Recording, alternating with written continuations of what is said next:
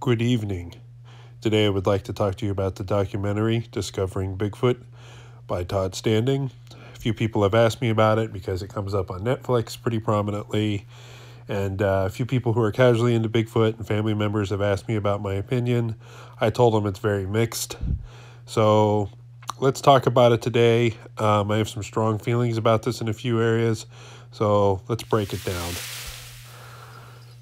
First off, the good part of the documentary is the stick structures are very good. He documents them very well. Logs that he couldn't have moved or anybody couldn't have hoaxed in the middle of the woods. These are very good documentation. Him placing apples on them and disappearing. Also, he finds some very good footprint evidence in the documentary. I found it very convincing. He was putting his foot next to it and having Dr. Meldrum and Dr. Bendernagel press down on it and getting their opinions. And so he found some very good stick and footprint evidence. Speaking of Dr. Meldrum and Dr. Bendernagel, it was good to see them. They're pretty much two of the top minds in Bigfoot. I have a lot of respect for these guys, and it was great to kind of see them debunk or put their 2 cents on there. Now, they were very skeptical of a lot of stuff, like, yeah, I guess this could be Bigfoot, and Bendernagel was very surprised that he didn't necessarily associate stick structures before he showed up there, and then he kind of changed his mind. The other good thing that he got is he got a lot of good audio recordings.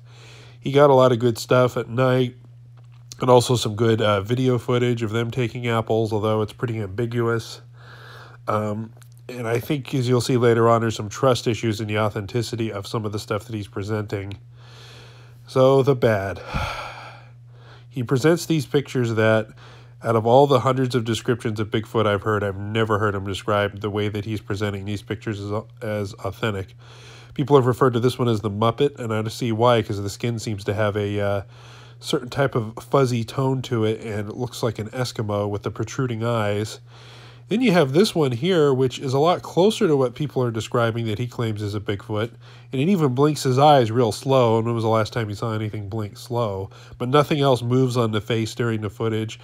This obviously looks a lot more patty-like, but very different than the first one he tells us is a Bigfoot. And then the third one, he tells us that this guy, the ugly here, doesn't look anything like the first two, and the second one doesn't look anything like the first one. If he's supposed to be in some area that has a lot of Bigfoots, don't you think they'd all kind of look the same, maybe a little bit different, but they'll look completely different? And part of the problem I have is from watching a lot of films is you look at the space between the nose and the lower lip on Bigfoots isn't anything like a human being, but on a lot of these so-called pictures of what he calls a Bigfoot, they're very normal human proportions.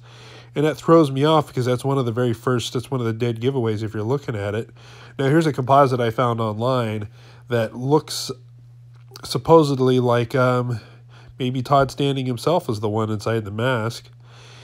He never shows a lot of different variations. It's always kind of obstructed. He doesn't get a full body shot, which, I suppose is understandable. Maybe I'm wrong and he is telling the truth, but this was another composite somebody else said. The one on the right is from a movie, and the one on the left is his picture of what he filmed uphill through a crevice. Now, I don't think it looks that much like the mask on the right. If you look at the scarring on the forehead, it looks like that silicone elastic stuff you used to put on your face to make like zombie makeup. I remember using it when I was a teenager for haunted houses. And then it just looks like black shoe polish on a guy's face. And it doesn't look anything like the other two, which is kind of the big thing. Is it seems like over the years, his version of what he thinks a Bigfoot is, he goes from kind of this Eskimo-looking Muppet face, and then I think it's a variation of the same mask with lighter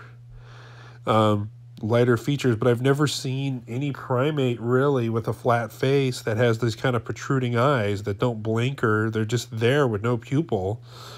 And then he kind of gets into this more patty-looking face that has more sunken eyes and is closer, but the proportions are very human-like. And then you got this one, again, like I was saying, it just doesn't make any sense. This looks too much like a makeup job on a human face to me.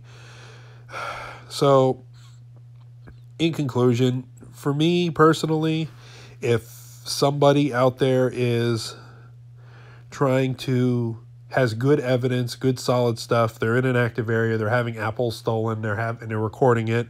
They're having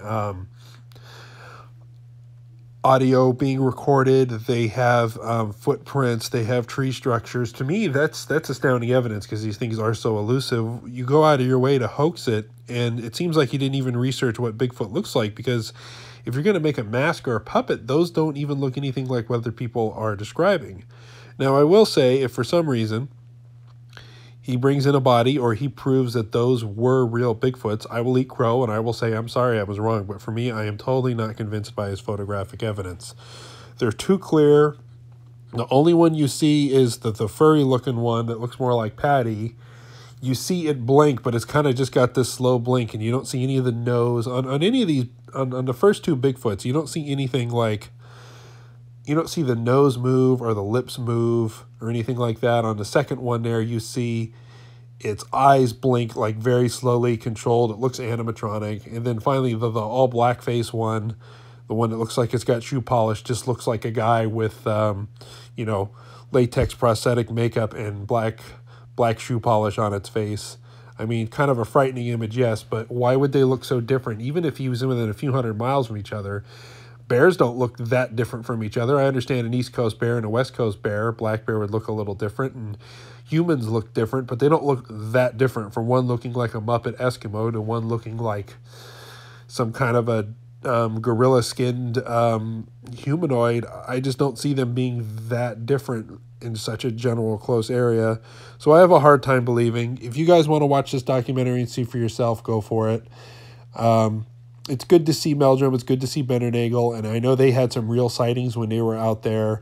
And there's so much good evidence. But then when you take his photo evidence, which I think is just laughably unbelievable, and mix it in, it kind of discounts the whole thing.